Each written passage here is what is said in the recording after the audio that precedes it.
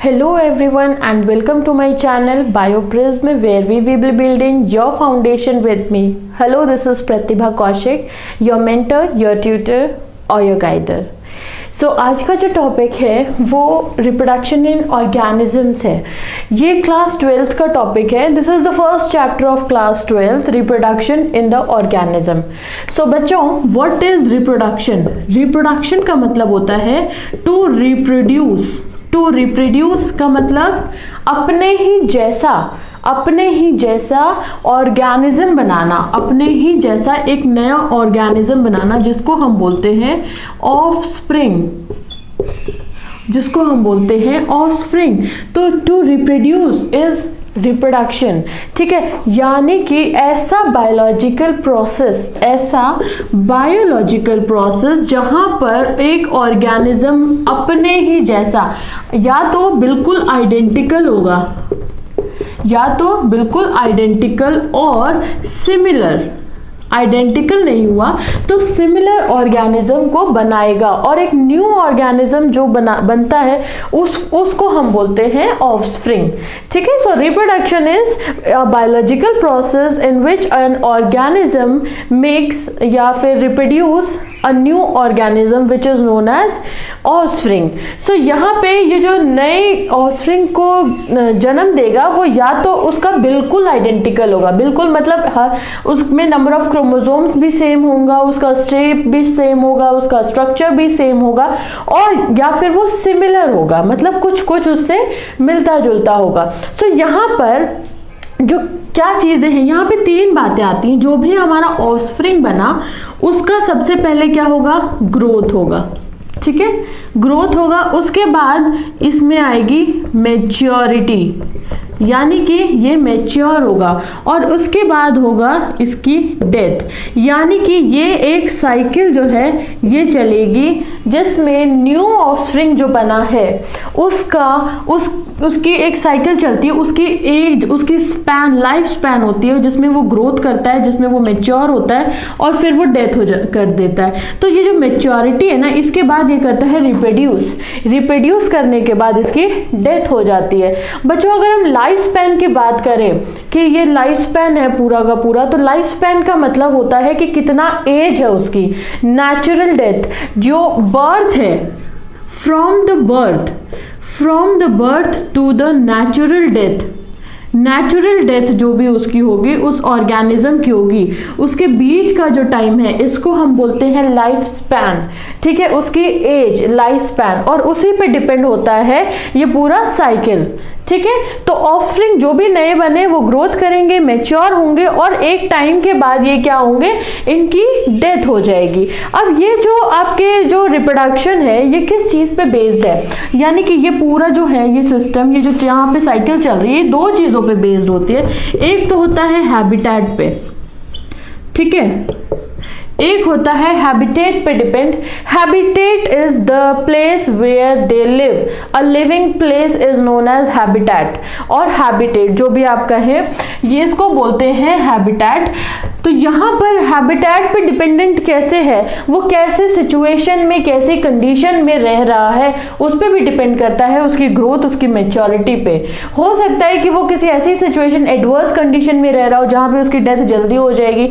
हो सकता है वो बहुत ही फेवरेबल कंडीशन में रह रहा हो जहाँ पे उसकी मैच्योरिटी अच्छे से होगी और वो रिप्रोड्यूस अच्छे से कर पाएगा। ठीक है, तो ये इस पे डिपेंड करता है। फर्स्ट फैक्टर जो है वो है उसका हैबिटेट। नेक्स्ट फैक्टर है उसकी फिजियोलॉजी, उसकी वो जो ऑर्गेनिज्म है, जो भी ऑर्गेनिज्म है उसके इंटरनल फिजियोलॉजी पे भी डिपेंड करता है। इंटरनल फिजियोलॉजी क्या मतलब क्या है? Internal organisation.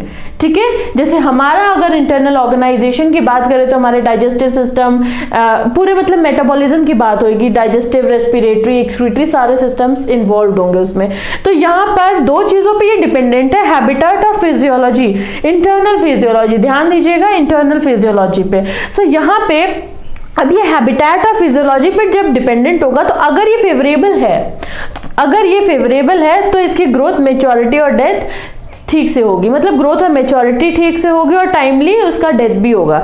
लेकिन अगर ये फेवरेबल नहीं है, अगर हैबिटेट फेवरेबल नहीं है तो भी ये सफ़र करेगा, अगर ये फेवरेबल नहीं है तो भी वो ऑर्गेनिज्म सफ़र करेगा और उसकी ग्रोथ और जो मेच्योरिटी है वो टाइमली नहीं होगी और उसकी डेथ बल्कि जल्दी हो जाएगी। तो ये तो था कि मतलब क्या है रिप्रोडक्शन और क्या इसके क्या कौन सी साइकिल चलती है, उसके बारे में थोड़ा सा इंट्रोडक्शन है रिप्रोडक्शन के बारे में। अगर हम देखें तो रिप्रोडक्शन जो है वो ऑर्गेनिजम्स में, ऑर्गेनिज्म मतलब लिविंग बींग्स, ऑर्गेनिज्म में दो तरीके का होता है, asexual and sexual, asexual and sexual.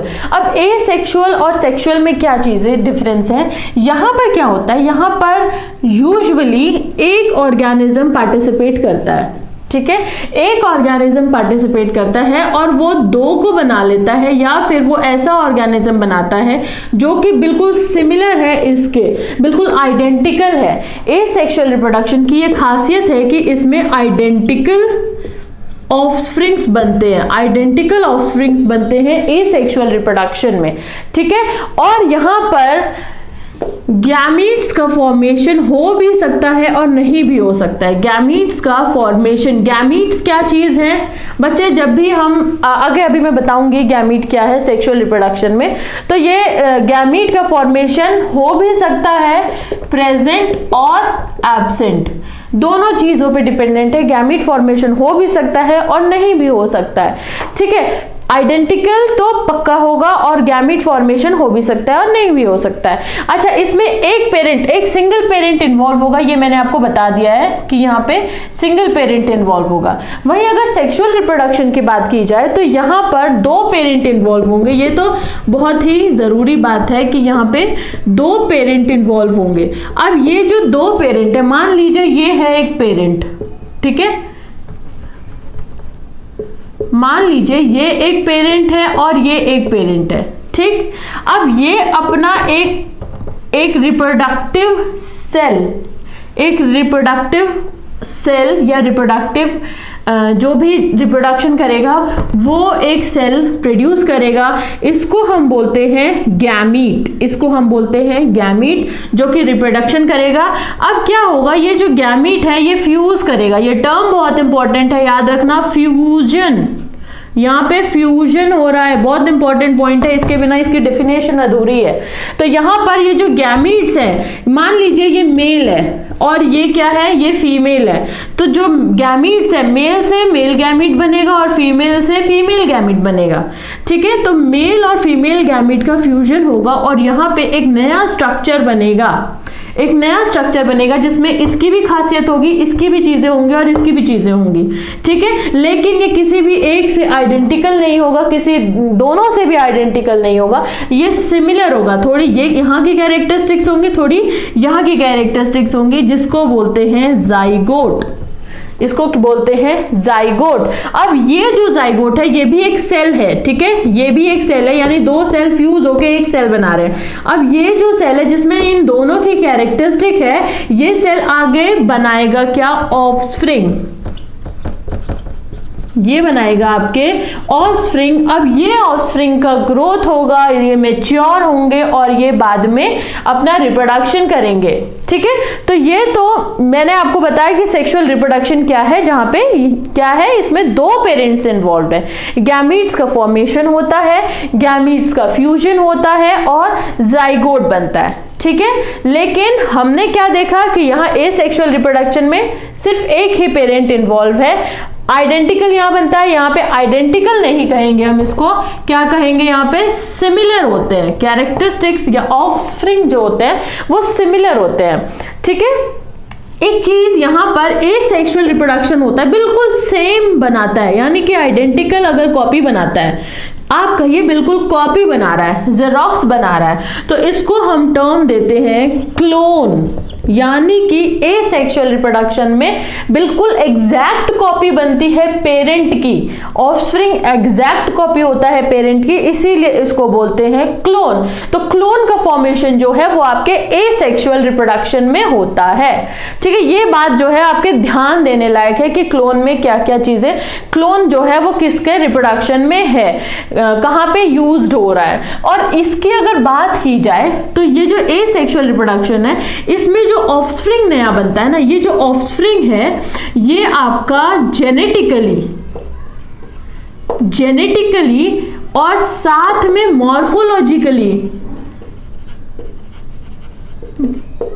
Morphologically दोनों तरीके से ये आइडेंटिकल होगा, दोनों तरीके से ये सेम होगा। जब मैं आइडेंटिकल चीज पे, उस टर्म पे बार बार एम्फेसिस दे रही हूँ, वो इसलिए है कि ये जो जेनेटिकली है और मॉर्फोलॉजिकली है, मतलब बिल्कुल सेम होगा जेनेटिकली और मॉर्फोलॉजिकली मतलब बाहर से, एंड जेनेटिकली आपको पता है जेनेटिक्स में कैसे, मतलब क्रोमोसोम नंबर वगैरह, DNA, amount of DNA, amount of number of chromosomes, इन सब पे डिपेंडेंट होता है। तो ये दोनों चीजें जो है इसकी बिल्कुल सेम होती है अपने पेरेंट से, ठीक है।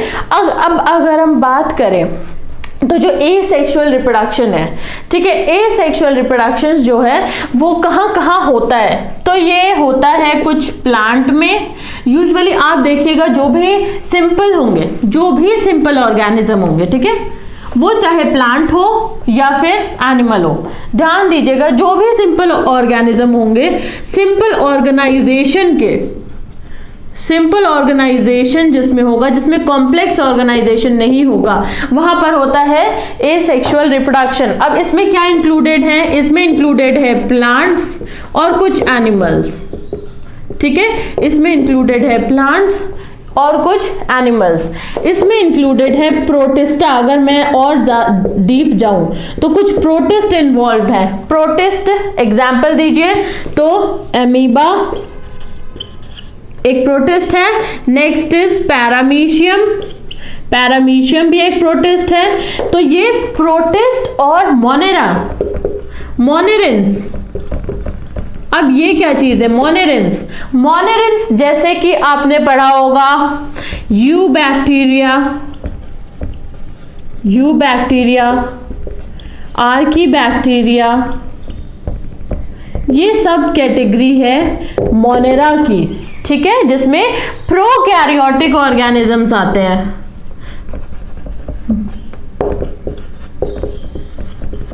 इसमें क्या होता है, प्रोकैरियोटिक ऑर्गेनिजम्स इंक्लूडेड होते हैं, यानी कि प्रोटिस्ट और मोनेरा जितने भी मेंबर्स हैं वो क्या करेंगे, वो एसेक्सुअल रिप्रोडक्शन करेंगे। अभी मैंने बोला कि सिंपल ऑर्गेनाइजेशन होना चाहिए, देखिए यहाँ पे सिंपल ऑर्गेनाइजेशन है। प्रोटिस्टा में क्या है, एक अमीबा है, ठीक है, मोनेरा में भी एक सिंपल सेल है। तो यहाँ पे क्या हो रहा है, यहाँ पे आपका एसेक्सुअल रिप्रोडक्शन हो रहा है। अगर हम बात करें हायर प्लांट्स की, ठीक है, हायर प्लांट्स, वैसे यूजुअली प्लांट्स में हमेशा एसेक्सुअल रिप्रोडक्शन देखने को मिलता है, लेकिन कहीं कहीं पे सेक्सुअल रिप्रोडक्शन भी होता है, वो बात है हायर प्लांट्स की। और अगर हम एनिमल्स की बात करें तो हायर एनिमल्स में मैंने अगर एनिमल कैटेगरी ली है, किंगडम एनिमेलिया लिया है, तो मैंने उसमें बता दिया है कि प्रोटिस्टा जो है वो आता है, ठीक है, और इसके बाद के जितने भी होंगे या पोरीफेरा कह लीजिए वो भी आएगा। इसके बाद के जितने भी फाइलम्स होंगे उन सब में क्या होता है, सेक्सुअल रिप्रोडक्शन होता है, ठीक है। अब अगर मैं बात करूं, आप कहेंगे फिर हाइड्रा वगैरह के बारे में, तो अभी हम आपको बताएंगे कि ये क्या है और कहां पे कैसे चीजें हो रही हैं। तो देखिए, अगर हम बात करें एसेक्सुअल रिप्रोडक्शन इन प्रोटिस्टा में अगर हम एग्जाम्पल लेते हैं एक अमीबा का, ठीक है, अमीबा इरेगुलर शेप होता है, कोई भी शेप बनाइए। सबसे पहले क्या होगा, सबसे पहले ये न्यूक्लियस जो है वो बड़ा होगा, ये अपने आप को प्रिपेयर करेगा, ठीक है, न्यूक्लियस अपने आप को प्रिपेयर करेगा, न्यूक्लियस बड़ा हुआ, इसके बाद इसका डिवीजन होगा,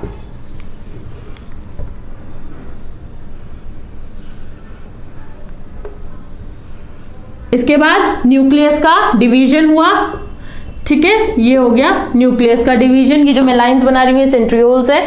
और अब यहां पर ये जो है, अब ये सेल भी डिवाइड करता है,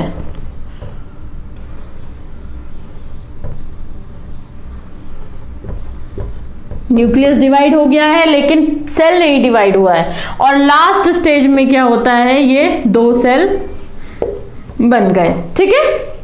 सबसे पहले एक ऑर्गेनिज्म था, ये बिल्कुल आइडेंटिकल होगा, जैसा ये होगा ना बिल्कुल सेम ये दोनों होंगे। तो पहले ये था, उसके बाद न्यूक्लियस ने न्यूक्लियस बड़ा हुआ, इसने अपने आप को प्रिपेयर किया फॉर द रिप्रोडक्शन।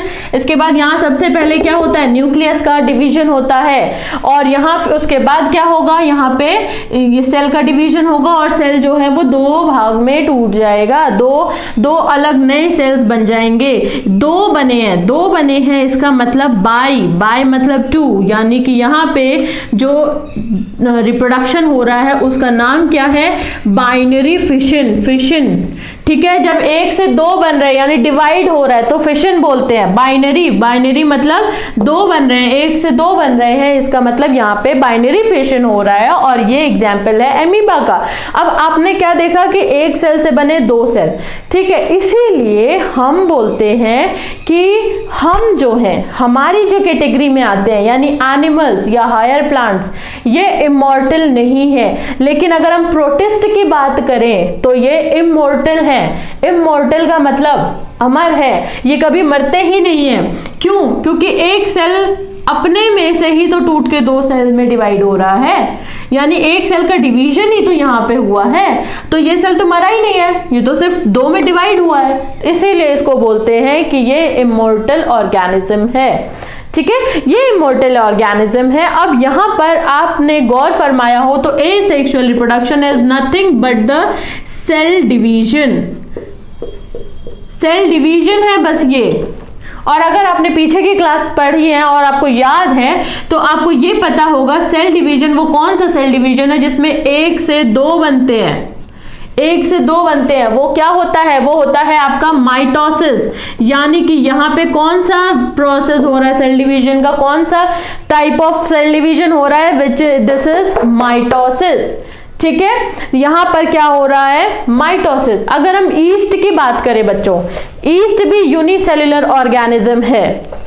ठीक है, ईस्ट एक यूनिसेल्युलर ऑर्गेनिज्म है, आप सबको पता होगा। ईस्ट में आप अगर मैं एग्जाम्पल दूं ईस्ट का तो आप सबके घरों में इडली डोसा तो बनता ही होगा। इडली डोसा बनता है, वो क्या होता है, उसमें फर्मेंटेशन होता है। आप चावल दाल जो भी मिक्स कर देते हैं पीस के, उसमें फर्मेंटेशन होता है, वहां पे ईस्ट का फॉर्मेशन होता है। अब मैं बात कर रही हूं ईस्ट की, तो ईस्ट जो है वो आपका सिंगल सेल ऑर्गेनिज्म है, सिंगल सेल्ड ऑर्गेनिज्म है। ठीक है, इसमें कैसे रिप्रोडक्शन होता है, ईस्ट में ये एक सेल है, अगर ये सिंगल सेल्ड ऑर्गेनिज्म है, ये न्यूक्लियोइड है। ठीक है, यहां पर न्यूक्लियस का डिवीजन होगा, ये कुछ एक पार्ट है इसका, न्यूक्लियस का डिवीजन होगा, ये न्यूक्लियस अब बड़ा हुआ। ठीक है, ये न्यूक्लियस बड़ा हुआ, अब ये जो न्यूक्लियस है ये दो में डिवाइड होगा। फिर क्या हो रहा है, ये न्यूक्लियस जो डिवाइड हो रहा है, अब यहाँ पे दो न्यूक्लियस हो गए। ठीक है, ये स्टेज आप स्किप करेंगे, ये दो न्यूक्लियस हो रहे हैं, तो यहाँ पर ये इस तरीके से बना है। यहाँ पर आप देख रहे होंगे एक बड का फॉर्मेशन हो रहा है। एक बड क्या होती है, एक्स्ट्रा ग्रोथ होती है। एक बॉडी जो है उस मेन बॉडी के ऊपर ही एक छोटी सी बॉडी दिखेगी, उसकी एक एक्स्ट्रा ग्रोथ दिखेगी, जिसको हम टर्म देते हैं बड। यानी कि यहाँ पे क्या हो रहा है, बड फॉर्मेशन हो रहा है। तो this type of reproduction is bud formation. एक टाइप आपने देखा बाइनरी फिशन, दूसरा टाइप क्या देखा, बड फॉर्मेशन। बड फॉर्मेशन का एग्जाम्पल क्या है, ईस्ट। ठीक है, यहां पर ईस्ट जो है वो आपका क्या कर रहा है, इसने अपने न्यूक्लियस को वैसे ही जैसे अमीबा में हुआ था एनलार्ज किया न्यूक्लियस को, और एनलार्ज करने के बाद क्या हुआ, ये दो में न्यूक्लियस डिवाइड हो गया। जब न्यूक्लियस डिवाइड हुआ तो यहाँ पे ये बड का फॉर्मेशन हो गया। ठीक है, तो यहाँ पे ये था ईस्ट में। अब देखिए अमीबा की जब हम बात कर रहे थे, मैं एक चीज आपको बताना भूल गई कि जब हम अमीबा की बात कर रहे थे तो हमने देखा था अमीबा दो अमीबा में टूट रहा है। ठीक है, ये दो अमीबा बना रहा था। ये जो है ये इसका फेवरेबल कंडीशन का काम है, मतलब जब कंडीशंस फेवरेबल रहेंगी, जब इसके लायक रहेंगी, जब ये रिप्रोड्यूस कर सकता है। अब ये आपको पता हो तो ये जो इसकी आउटग्रोथ होती है ना, इसको हम बोलते हैं स्यूडोपोडिया। इसको बोलते हैं हम स्यूडोपोडिया।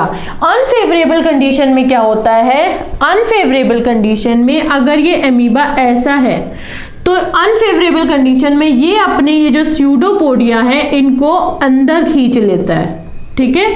ये जो ग्रोथ है इसकी स्यूडोपोडिया है, इन सबको ये अंदर खींच लेगा, एक राउंडेड स्ट्रक्चर बन जाएगा।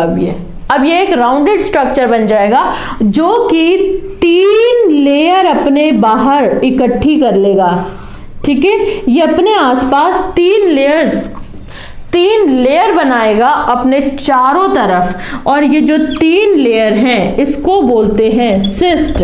यानी कि ये क्या करता है, सिस्ट का फॉर्मेशन कर लेता है, और ये इतनी हार्ड होती है बच्चों कि आप अगर इसको तोड़े भी तो ये टूटेगी नहीं। यहां पर ये सिस्ट का फॉर्मेशन कर लेता है और अंदर सेल जो है वो डिवाइड होता रहता है, ठीक है। लेकिन यहाँ पे जो सिस्ट का फॉर्मेशन हो रहा है इसको बोलते हैं एनसिस्टेशन, इसको बोलते हैं एनसिस्टेशन, यानी कि सिस्ट का फॉर्मेशन हो रहा है। अब क्या होगा, ये फेवरेबल कंडीशन जब तक फेवरेबल कंडीशन नहीं आती, तब तक अनफेवरेबल कंडीशन में ये इसी फेज में पड़ा रहेगा, ठीक है। जैसे ही फेवरेबल कंडीशन आएगी ये सिस्ट टूट जाएगा, ठीक है, सिस्ट टूट जाएगा।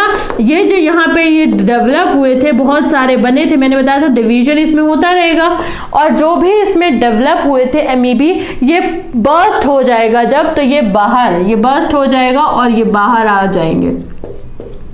ये जो बाहर आए हैं इनको हम बोलते हैं एमीबी या फिर स्यूडोपोडियोस्पोर,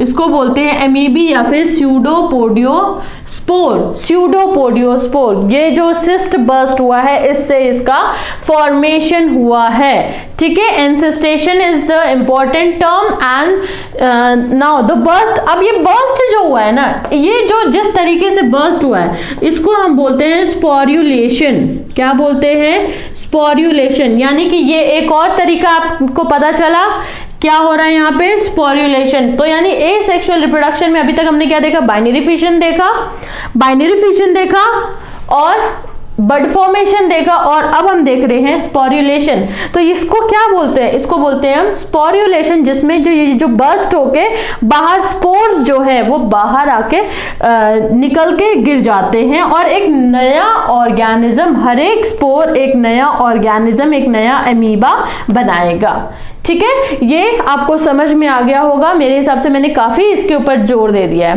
तो अब अगर हम मोड्स की बात करें, एसेक्सुअल रिप्रोडक्शन के मोड्स क्या है, किन किन तरीकों से एसेक्सुअल रिप्रोडक्शन होता है, तो अगर हम कहें कि मोड्स ऑफ एसेक्सुअल रिप्रोडक्शन क्या है, एसेक्सुअल रिप्रोडक्शन का मोड क्या है, तो पहले अगर हम बात करें तो वो है zoospore. Next is conidia formation, conidia का फॉर्मेशन होता है, ज़ूस्पोर का फॉर्मेशन होता है, कोनिडिया का फॉर्मेशन होता है, नेक्स्ट इज बर्ड्स का फॉर्मेशन होता है, और जेम्यूल्स के थ्रू ये होता है एसेक्सुअल रिप्रोडक्शन। यानी 4 तरीके से एसेक्सुअल रिप्रोडक्शन कॉमनली होता है। पहला है zoospore, conidia formation, birds formation and gemmule formation. Zoospore क्या है, ये आपके जो ज़ूस्पोर है ये माइक्रोस्कोपिक स्ट्रक्चर्स हैं, ठीक है। ये माइक्रोस्कोपिक स्ट्रक्चर्स है जो कि मोटाइल हैं, ये एसेक्सुअल रिप्रोडक्शन में हेल्प करते हैं, ठीक है। अब यहाँ पर ये जो कोनिडिया फॉर्मेशन है ये भी एसेक्सुअल रिप्रोडक्शन में हेल्प करता है। आपका कोनिडिया फॉर्मेशन एसेक्सुअल रिप्रोडक्शन में हेल्प करता है। एक्चुअली में ये जो है आपका क्या नाम था उसका, पेनिसिलियम में देखने को मिलता है। इसका एक एग्जाम्पल है पेनिसिलियम। कोनिडिया फॉर्मेशन जो है वो पेनिसिलियम में होता है। बर्ड्स आपने एक ईस्ट तो देखा ही है, अगर आपने हाइड्रा का स्ट्रक्चर देखा है तो वो कुछ इस तरीके का होता है, ठीक है। यहाँ पे इसके टेंटिकल्स होते हैं। अगर हाइड्रा को रिप्रोड्यूस करना है ना, तो यहाँ पर उसकी बॉडी में कहीं भी यहाँ कहीं भी एक नया हाइड्रा बर्ड के फॉर्म में बन जाएगा और ये यहाँ से डिटैच होगा और जमीन पे गिरेगा और एक नया हाइड्रा बना देगा। ठीक है, एक नया हाइड्रा बना देगा और यहाँ पर इसका फॉर्मेशन हुआ है, यहाँ पर इसका एसेक्सुअल टाइप ऑफ रिप्रोडक्शन हुआ है जिसको बोलते हैं bud formation. Gemmules formation, gemmules formation बेटा स्पंजेस में देखने को मिलता है। पोरीफेरा का जो ऑर्गेनिज्म है स्पंजेस, उसमें देखने को मिलता है जेम्यूल्स का फॉर्मेशन होता है। ये भी रिप्रोडक्टिव स्ट्रक्चर्स हैं जेम्यूल। तो यहाँ पर हमने देखा कि मोड ऑफ एसेक्सुअल रिप्रोडक्शन ज़ूस्पोर से होता है, कोनिडिया से बनता है, कोनिडिया पेनिसिलियम मैंने एग्जाम्पल दिया, बर्ड फॉर्मेशन मैंने एग्जाम्पल दिया हाइड्रा में है, और जेम्यूल फॉर्मेशन जो है मैंने बताया कि स्पंजेस में है। अगर हम प्लांट्स की बात करें, ठीक है, तो ये तो आपका एसेक्सुअल रिप्रोडक्शन था। अब अगर हम प्लांट्स में देखें तो प्लांट्स में भी तो एक तरीके का रिप्रोडक्शन होता है, मैंने बताया था प्लांट्स में भी एक टाइप ऑफ रिप्रोडक्शन हो रहा है। यहाँ पे प्लांट्स में जो बेटा वेजिटेटिव रिप्रोडक्शन होता है, वेजिटेटिव रिप्रोडक्शन होता है। अब इसका अगर मैं आपको समझाऊं तो ध्यान से सुनिए। देखिए, अगर आपने देखा हो कभी तो कि कोई ऐसे प्लांट्स भी होते हैं जिनको हम कट कर देते हैं और सॉइल में लगाते हैं और वो एक नया प्लांट बन जाता है। उनकी स्टेम के बीच से एक पार्ट को कट कर देते हैं, सॉइल में लगा देते हैं और वो एक नया पार्ट बन जाता है। तो ये क्या है? ये वेजिटेटिवली ग्रोथ कर रहा है, यानी कि आप किसी भी पार्ट को, वेजिटेटिव पार्ट को, जिंदा पार्ट को सॉइल में डाल रहे हैं तो वो ग्रो कर रहा है। यानी ये क्या है, हम यहाँ पे कोई गैमीट फॉर्मेशन हुआ नहीं, लेकिन यहाँ पे बिल्कुल आइडेंटिकल, बिल्कुल वैसा ही प्लांट बनता है। रोज फॉर एग्जाम्पल, आप उसकी कलम काटते हैं, कलम काट के लगा देते हैं और वो एक नया रोज का प्लांट बन जाता है, लेकिन वो बिल्कुल आइडेंटिकल होता है। जिसकी कलम काटी है बिल्कुल वही रोज बनेगा। ठीक है, तो यहाँ पर ये बिल्कुल आइडेंटिकल है, इसीलिए इसको बोलते हैं कि ये एसेक्सुअल मोड ऑफ रिप्रोडक्शन है, एसेक्सुअल टाइप ऑफ रिप्रोडक्शन है। और प्लांट्स में जो reproduction, asexual type of reproduction होता है वो होता है, इसको हम बोलते हैं वेजिटेटिव रिप्रोडक्शन। ठीक है, तो इसमें इसके जो मोड्स है ना, modes of vegetative reproduction is RRSTOB, RRSTOB यानी R square stop, R2 stop. It is, ये याद करने का तरीका है, R स्क्वायर स्टॉप। अब ये क्या है मोड ऑफ रिप्रोडक्शन, वो मैं आपको बताती हूं। R फॉर रनर, ठीक है, ये या तो रनर होगा, then R for rhizome, S for sucker, ठीक है, T for tuber, O for offset, ठीक, O for offset and B for bulb, bird मत बोल देना, bulb, B for bulb. Okay, इसका क्या फॉर्मूला था? R square stop. ये क्वेश्चंस कई बार आ जाते हैं। R square stop, R for runner, R for rhizome, S for sucker, T for tuber, O for offset and B for bulb. क्या है? ये है mode of reproduction. Vegetative reproduction इन्हीं के थ्रू होता है, सिर्फ इनके थ्रू होता है वेजिटेटिव रिप्रोडक्शन। या तो वो रनर के फॉर्मेशन में, रनर के फॉर्म में होगा, या तो वो राइजोम के फॉर्म में होगा। राइजोम, राइजोम आपने देखा होगा, आपके घर में अदरक देखी है आपने, उसको उस तरीके के स्ट्रक्चर, अदरक या फिर हल्दी, हल्दी की गांठ देखिए, वो जो स्ट्रक्चर होता है ना उसको हम बोलते हैं राइजोम, ये जमीन के नीचे होता है। Next is sucker, then tuber, then offset and then bulb. Bulb की अगर मैं बात करूं तो प्याज देखा है, प्याज को हम बोलते हैं बल्ब। ठीक है, ये है मोड ऑफ वेजिटेटिव रिप्रोडक्शन, कैसे वेजिटेटिव रिप्रोडक्शन जो है वो कैसे हो रहा है। तो यहाँ पर जो भी देखिए, इसकी खासियत क्या है कि कोई भी बॉडी होगी ना, उसी में से एक नया प्लांट बनाएंगे।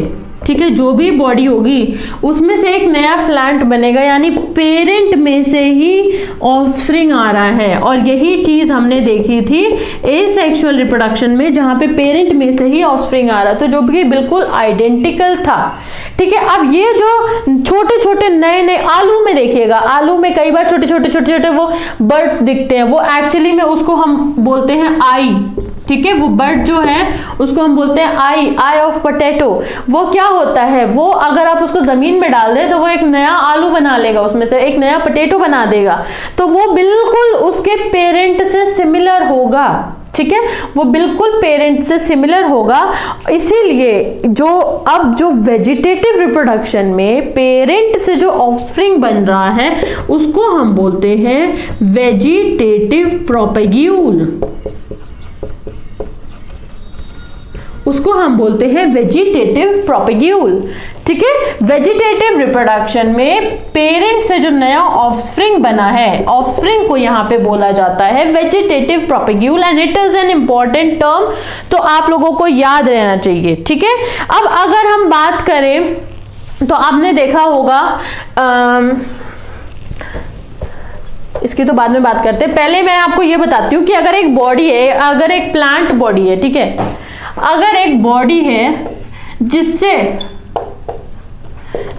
उसके फ्रेगमेंट्स बाहर आ रहे हैं, जिससे बहुत सारे फ्रेगमेंट्स टूट रहे हैं, जो बॉडी है वो डिवाइड हो गई बहुत सारे फ्रेगमेंट में, एक बॉडी है ये कई फ्रेगमेंट्स में डिवाइड हो गई है, और हर एक फ्रेगमेंट जो है वो न्यू प्लांट बना रहा है, या फिर कह लीजिए ऑफस्प्रिंग बन रहा है। हर एक फ्रेगमेंट जो है वो नए ऑर्गेनिज्म को जन्म दे रहा है, हर एक फ्रेगमेंट आगे चल के नया ऑर्गेनिज्म बना रहा है। तो इस तरीके के रिप्रोडक्शन को हम टर्म देते हैं फ्रेगमेंटेशन। क्या देते हैं टर्म? फ्रेगमेंटेशन। फ्रेगमेंट बना था, फ्रेगमेंट हर एक फ्रेगमेंट नए ऑफस्प्रिंग बना रहा है, न्यू ऑर्गेनिज्म बना रहा है, इसीलिए हम इसको टर्म दे रहे हैं फ्रेगमेंटेशन, ठीक है। अब आपने अगर कभी, आपको पता है वीड क्या होता है? वीड के बारे में जानते हैं? वीड क्या होता है बेटा? वीड वो प्लांट्स होते हैं जिनको हमें केयर करने की जरूरत नहीं पड़ती है, जो अपने आप ग्रो कर जाते हैं, वो है वीड। ऐसे ही एक वीड का एग्जाम्पल है जो आप हिंदी में बोलते हैं सिंघाड़ा, जो कि तालाब में उगता है, जो आप लोग खाते हैं, वो एक वीड है, उसकी केयर करने की जरूरत नहीं। हाँ, अगर आपने केयर करी तो वो उसकी क्वांटिटी ज्यादा हो जाएगी, वो अलग बात है, लेकिन यहाँ पर वीड जो होती है ना, इसकी कोई भी केयर करने की जरूरत नहीं है।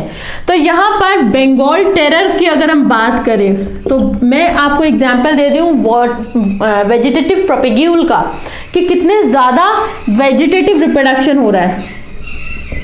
वाटर हाइसिंथ की अगर हम बात करें, वाटर हाइसिंथ एक वीड है, ठीक है, इट इज अ वीड जो कि एग्जॉटिक है। एग्जॉटिक का मतलब पता है आपको? एग्जॉटिक का मतलब कि किसी और कंट्री से हमने इसको लिया है। It is N invasive weed, बाहर से आया हुआ वीड है, इसीलिए इसको टर्म देंगे इन्वेसिव वीड। ये एक इन्वेसिव वीड है जिसमें वेजिटेटिव प्रोपेगेशन करने की इसमें वेजिटेटिव प्रोपेगेशन बहुत तेजी से होता है। अब ये क्या करता है? वाटर हाइसिंथ जो है, जिस भी वाटर एरिया पर ये ग्रो कर गया, ठीक है, जहां पर भी ये ग्रो कर गया वहां पर ये पूरा, क्योंकि ये वेजिटेटिव प्रोपेगेशन बहुत तेजी से करता है तो ये पूरा फैल जाता है। अब ये एक बार अगर फैल गया तो यहाँ पे क्या करता है, जितने एरिया पे ये फैला हुआ है नीचे से ये ऑक्सीजन को ड्रेन करता रहता है, ऑक्सीजन जो है वो ले लेगा। अब अगर ये ऑक्सीजन सारी ले लेता है तो उस वाटर का, उस एरिया में जितनी भी फिशेज हैं वो सारी फिश मर जाती है because of the lack of oxygen. Oxygen की लैक ऑफ ऑक्सीजन की वजह से वो सारी फिशेस की डेथ हो जाती है, ठीक है। तो यहाँ पर वाटर हाइसिंथ जो है वो हमने, या कह लीजिए वाटर हाइसिंथ को एग्जॉटिक प्लांट है, इसको हम इंडिया किस लिए लाए थे? क्योंकि इसके फ्लावर्स बहुत अट्रैक्टिव थे, इसके लीव्स बहुत अट्रैक्टिव थी, इसलिए इसको इंडिया में लाया गया था। और यहाँ पर आके ये बहुत ही तेजी से प्रोपेगेट करता है, इस बात के ध्यान नहीं दिया साइंटिस्ट ने, और यहाँ पर आके ये पूरे एरिया को कवर कर लेता है, जिसकी वजह से फिशेस की डेथ हो जा रही है। यानी कि जो पॉन्ड इकोसिस्टम है, या वाटर इकोसिस्टम है, वो इसकी वजह से अफेक्टेड हो रहा है, ठीक है। तो ये तो था इसके बारे में कि ये वाटर हाइसिंथ क्या है। अच्छा, ये एक चीज मैंने टर्म दिया, यानी कि ये क्या है? ये हमेशा स्टैंडिंग वाटर बॉडी जो होती है, स्टैंडिंग वाटर बॉडी, जैसे कि जो कि चलता हुआ पानी नहीं है, जैसे नदी वगैरह चलता हुआ पानी है, पॉन्ड जो है वो स्टैंडिंग वाटर बॉडी है, वहां पर ये देखने को मिलता है। ठीक है, सो अब हम बात करेंगे, ये हमने देखा किसके बारे में, वाटर हाइसिंथ के बारे में, इसमें वेजिटेटिव प्रोपेगेशन बहुत ज्यादा होती है। अगर हम बात करें एल्गी और फंजाई की, आपको क्या पता है कि एल्गी और फंजाई भी एसेक्सुअल रिप्रोडक्शन करते हैं? एल्गी और फंजाई एसेक्सुअल रिप्रोडक्शन करते हैं। ये जो दो हैं, ये एल्गी और फंजाई, ये हमेशा फेवरेबल जब भी कंडीशन होती है ना, फेवरेबल कंडीशन में हमेशा ये क्या करते हैं, एसेक्सुअल रिप्रोडक्शन करते हैं। जो कोनिडिया वगैरह मैंने बताया था वो इसी का है। तो यहां पर ये फेवरेबल कंडीशन में क्या करते हैं, एसेक्सुअल रिप्रोडक्शन करते हैं, और जैसे ही अनफेवरेबल कंडीशन आई, जैसे ही अनफेवरेबल कंडीशन आती है, ये सेक्सुअल रिप्रोडक्शन करने लगते हैं। ठीक है, यहाँ पर ये टर्म या ये पॉइंट याद रखिएगा, एल्गी और फंजाई फेवरेबल कंडीशंस में एसेक्सुअल रिप्रोडक्शन शो करते हैं और अनफेवरेबल कंडीशन में ये सेक्सुअल रिप्रोडक्शन शो करते हैं। ठीक है, तो ये तो था आपका सारा एसेक्सुअल रिप्रोडक्शन के बारे में। अब हम अगर बात करें सेक्सुअल रिप्रोडक्शन की, तो मैंने आपको बताया था सेक्सुअल रिप्रोडक्शन में क्या होता है, सेक्सुअल रिप्रोडक्शन में गैमीट्स बनते हैं, गैमीट्स का फॉर्मेशन होता है। ठीक है, गैमीट्स का फॉर्मेशन होता है। यहाँ पर ये जो गैमीट्स है इनका फ्यूजन होएगा, फ्यूजन होके ये क्या बनाएंगे, जाइगोट बनाएगा। ये जाइगोट जो है ये एम्ब्रियो में कन्वर्ट होगा। एम्ब्रियो में कन्वर्ट होने के बाद क्या होगा, ये एक नया ऑफस्प्रिंग बनेगा या एक नया ऑर्गेनिज्म बनेगा। ठीक है, ये एक नया ऑर्गेनिज्म बन जाएगा। ये है आपका सेक्सुअल रिप्रोडक्शन। अब यहाँ पर पहले भी मैंने बताया है कि सेक्सुअल रिप्रोडक्शन में जो ऑफस्प्रिंग होंगे वो सिमिलर होंगे। वो क्या होंगे, सिमिलर होंगे, लेकिन वो आइडेंटिकल नहीं होंगे। वो क्या होंगे, वो सिमिलर होंगे। इसमें क्या है, इसमें स्टेजेस हैं, जैसे कि ग्रोथ, स्टेज ऑफ ग्रोथ, दूसरा है स्टेज ऑफ मैच्योरिटी, बिल्कुल वैसे ही जैसे प्लांट में था, और तीसरा है स्टेज ऑफ डेथ या फिर सेनेसेंट स्टेज। यानी कि यहाँ पे ये जो है, ये जो आपके ग्रोथ होएगा, जो भी ऑफस्प्रिंग बनेगा सबसे पहले उसकी ग्रोथ होगी। मैच्योरिटी से मतलब आपका है सेक्सुअल रिप्रोडक्टिव ऑर्गन जो है उनकी मैच्योरिटी से, उसकी मैच्योरिटी होगी, वो रिप्रोड्यूस करेगा और डेथ उसकी हो जाएगी। यहाँ पर जो मैच्योरिटी फेज है इसी को हम बोलते हैं वेजिटेटिव फेज। अभी आपने पढ़ा था वेजिटेटिव रिप्रोडक्शन के बारे में, तो वेजिटेटिव फेज इसी को हम बोलते हैं रिप्रोडक्टिव फेज, इसी को हम बोलते हैं रिप्रोडक्टिव फेज। ठीक है, मैच्योरिटी को फेज को ही बोलते हैं वेजिटेटिव फेज और इसी को बोलते हैं रिप्रोडक्टिव फेज। अब ये जो रिप्रोडक्टिव फेज है, एक्चुअली में अगर हम प्लांट्स की बात करें तो ये इस फेज को बोलते हैं फ्लावरिंग पीरियड। फ्लावरिंग पीरियड बोलते हैं, प्लांट्स के केस में फ्लावरिंग पीरियड बोलते हैं। यानी कि जब मैच्योरिटी आ गई है, इसका मतलब प्लांट जो है वो फ्लावरिंग करेगा, और जैसे ही फ्लावरिंग करेगा उसके बाद ये सेनेसेंट फेज में आ जाएगा। सेनेसेंट का मतलब होता है एजिंग, धीरे धीरे वो डेथ की तरफ जा रहा है। ठीक है, तो यहाँ पे ये क्या है, सेनेसेंट फेज जो है वो आपका क्या है, फ्लावरिंग फेज है। और अब जो ऑर्गेनिज्म है, अच्छा एक चीज और, जो एसेक्सुअल रिप्रोडक्शन है, या छोड़िए, 3 तरीके के ट्रीज होते हैं, 3 तरीके के आपके प्लांट्स होते हैं। एक होते हैं एनुअल, एक होते हैं बाइनियल और एक होते हैं पेरिनियल। ठीक है, annual, biennial and perennial. Annual जो साल में एक बार से फ्लावरिंग करते हैं, बायनियल जो साल में 2 बार फ्लावरिंग करते हैं और जो पूरे साल कंटिन्यूअस फ्लावरिंग करते हैं उनको बोलते हैं पेरिनियल, बार बार फ्लावरिंग करते हैं, ठीक है। So annual, biennial and perennial. Annual, biennial और पेरिनियल में ये तीनों स्टेज जो है, या कह लीजिए एक स्टेज मैच्योरिटी की मैं बात कर रही हूँ, मैच्योरिटी या फिर रिप्रोडक्टिव या फिर वेजिटेटिव फेज जो है वो डिफाइंड होता है। इसमें डिफाइंड फेज होता है, ये तीनों ही फेज जो है वो डिफाइंड होते हैं। कब इसका ग्रोथ होगा, कब इसकी मैच्योरिटी होगी, कब इसकी सेनेसेंट होगी, ये तीनों, इन दोनों के केस में ये तीनों फेज जो है वो डिफाइंड होती है, जबकि पेरिनियल के केस में ये डिफाइंड नहीं होती है, ठीक है। पेरिनियल के केस में ये डिफाइंड नहीं होती क्योंकि ये हर बार, ये बार बार फ्लावरिंग करते हैं तो हमें पता ही नहीं चलता है। क्योंकि आपने अगर देखा हो तो जिस सीजन में अगर एक फ्लावर है वो अभी आपका अक्टूबर में आया है तो अगली बार ये अक्टूबर में ही आएगा, वो पता नहीं है, वो नवंबर में भी आ सकता है, वो सितंबर में भी आ सकता है, ठीक है। तो ये पेरिनियल के बारे में कोई भी चीज डिफाइंड नहीं है।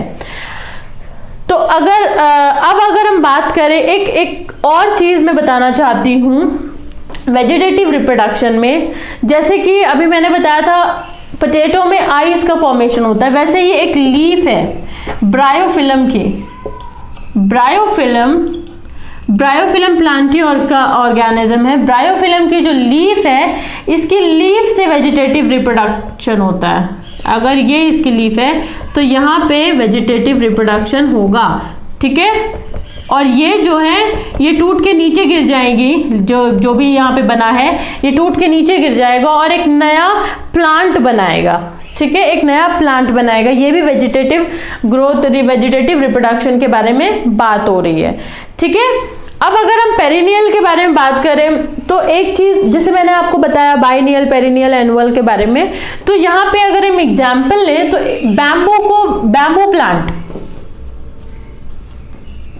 बैम्बू प्लांट जो है वो सिर्फ और सिर्फ एक बार फ्लावरिंग करता है और मैसिव फ्लावरिंग करता है, बहुत ज्यादा फ्लावरिंग करता है। ये यूजुअली 50 to 100 ईयर्स के बाद फ्लावरिंग करता है, 50 to 100 ईयर्स के बाद फ्लावरिंग करता है और बहुत ज्यादा फ्लावरिंग करता है। एक बार में जब भी फ्लावरिंग करेगा बहुत सारे फ्रूट्स और फ्लावर्स बना के इसकी डेथ हो जाती है, इसकी तरह फिर उसके बाद थोड़े टाइम बाद इसकी डेथ हो जाती है। और ये इसका टाइम पीरियड देखिए 50 to 100 ईयर्स ये जी जाता है, उसके बाद ये फ्लावरिंग करता है। तो अब अगर यहाँ पे एक और एग्जाम्पल है, ये है आपका स्ट्रोबिलैंथस।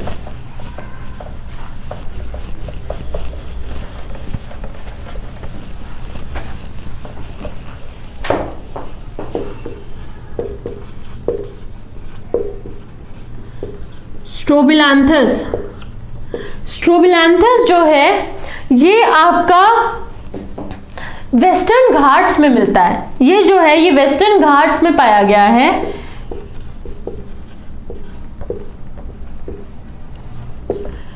ये ऐसा प्लांट है जो कि 12 इयर्स में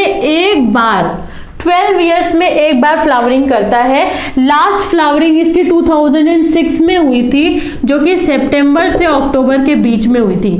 उस समय ये बहुत बड़ा टूरिस्ट स्पॉट बन गया था, क्योंकि ये जो फ्लावरिंग हुई थी ना बच्चों, ये पूरी ब्लू कलर की थी और इसने केरला,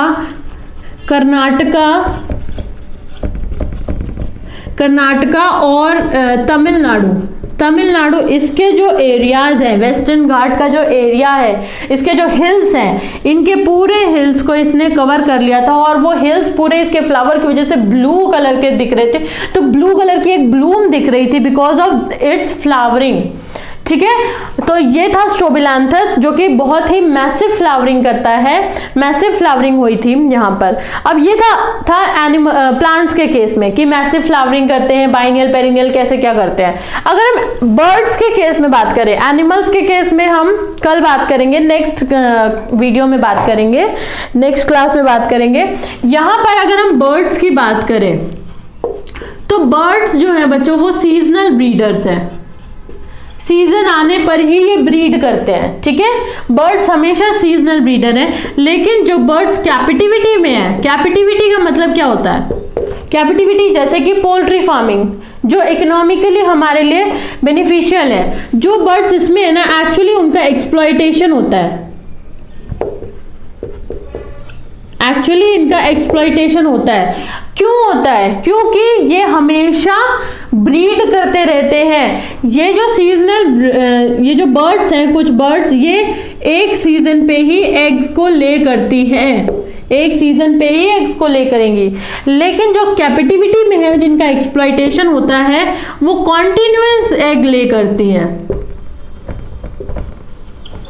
ठीक है, ये कंटिन्यूअसली एग को ले कर रही है, तो इनका एक्सप्लॉइटेशन हो रहा है। ये कंटिन्यूअस जो एग ले कर रही है, तो इनको हम बोलते हैं सीजनल ब्रीडर और इनको हम बोलते हैं कॉन्टिन्यूअस ब्रीडर। ठीक है, ये था आपका बर्ड्स के बारे में। अब अगर हम बात करें प्राइमेट और नॉन प्राइमेट की, अगर हम देखें प्राइमेट और नॉन प्राइमेट के बारे में, तो प्राइमेट में कौन कौन आता है? मंकी है, जैसे एप है, या फिर मैन है, या कह लीजिए इसको ह्यूमंस है।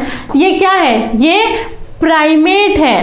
ठीक है, प्राइमेट जो है, और एक होते हैं नॉन प्राइमेट। नॉन प्राइमेट में जैसे डॉग है, कैट है, काउ है, डियर है, ये सब क्या है, एक्सेट्रा, ये क्या है? Non primate. बेटा तो ये जो स्पीशीज है ना, प्राइमेट और नॉन प्राइमेट की, इन दोनों में क्या होता है? इन दोनों में इनकी जो ब्रीडिंग टाइम है, या फिर इनका जो फेज है, ये वाला रिप्रोडक्टिव फेज जो है, ये कंट्रोल कौन करता है? ये कंट्रोल करते हैं हार्मोन्स। ये कंट्रोल करते हैं हार्मोन्स। हार्मोन्स जो है वो आपके केमिकल मैसेंजर्स हैं, जो आपके बॉडी में मैसेजेस को लेके जाते हैं इधर से उधर। अब ये प्राइमेट और नॉन प्राइमेट में हार्मोन्स इसको पूरा ऐसे फेज को, रिप्रोडक्टिव फेज को पूरे को हार्मोन जो है वो देखता है। ठीक है, तो यहाँ पर ये जो जब हार्मोन में चेंजेस होते हैं, तब ये तीनों फेज जो है वो आपके चेंज होने लगते हैं। तीनों फेज जो है वो चेंज होने लगते हैं। तो इनके केस में हार्मोन अगर छोड़िए, इन दोनों के केस में अगर मैं बोलूं, तो अगर हार्मोन चेंज होगा ना, तो इसमें इनकी ओवरीज में चेंजेस आएंगे। ओवरीज में चेंजेस आएंगे। ठीक है, ओवरीज में चेंजेस आएंगे। ओवरीज में अगर चेंजेस आते हैं, तो इनमें ब्लीडिंग होनी शुरू हो जाती है। इनमें एक साइकिल चलती है। ठीक है, इनमें एक साइकिल चलती है, जो कि इनका रिप्रोडक्टिव फेज होता है, जो कि इसका फर्टिलिटी फेज कहते हैं इसको हम, जो कि इसका फर्टिलिटी फेज होता है। और ये किस लिए होता है? ये हार्मोनल वजह से होता है। अब यहाँ पे क्या होता है, ये जब भी हार्मोन्स चेंज होंगे, तो यहाँ पे जो साइकिल चलेगी ड्यूरिंग दिस ईयर, तो प्राइमेट्स के केस में इसको हम बोलते हैं मेंस्ट्रुअल साइकिल। Menstrual cycle. ठीक है, और नॉन प्राइमेट्स के केस में, गाय, कुत्ता वगैरह अभी मैंने बताया था, नॉन प्राइमेट्स के केस में बोलते हैं इसको ऑयस्ट्रस साइकिल। ऑयस्ट्रस साइकिल, ये दो साइकिल ये बहुत इंपॉर्टेंट है, कई बार पूछते हैं। प्राइमेट के केस में मेंस्ट्रुअल साइकिल होती है, और नॉन प्राइमेट के केस में क्या होती है? ऑयस्ट्रस साइकिल होती है। ठीक है, और ये कौन देखता है, ये कौन बैलेंस करता है? ये है आपके हार्मोन्स। हार्मोन्स है जिनकी वजह से चेंजेस होते हैं, और ये पूरी साइकिल रन करती है। ठीक है, अब मैंने आपको बताया कंटिन्यूअस ब्रीडर के बारे में और नॉन कंटिन्यूअस सीजनल ब्रीडर्स के बारे में। तो आज के पूरी क्लास में हमने रिप्रोडक्शन का एक ओवरव्यू लिया। अब sexual reproduction and asexual reproduction के बारे में, जिसमें एसेक्सुअल रिप्रोडक्शन को हमने थोड़ा अच्छे से देखा है। तो नेक्स्ट क्लास में मैं आपको इवेंट्स बताऊंगी सेक्सुअल रिप्रोडक्शन के। आपने सेक्सुअल रिप्रोडक्शन में थोड़ा सा ओवरव्यू आपने ले लिया है। नेक्स्ट क्लास में मैं आपको ये बताऊंगी कि सेक्सुअल रिप्रोडक्शन में क्या क्या चीजें होती हैं। Okay, if you like the video then please hit the like button, share and subscribe. Thank you.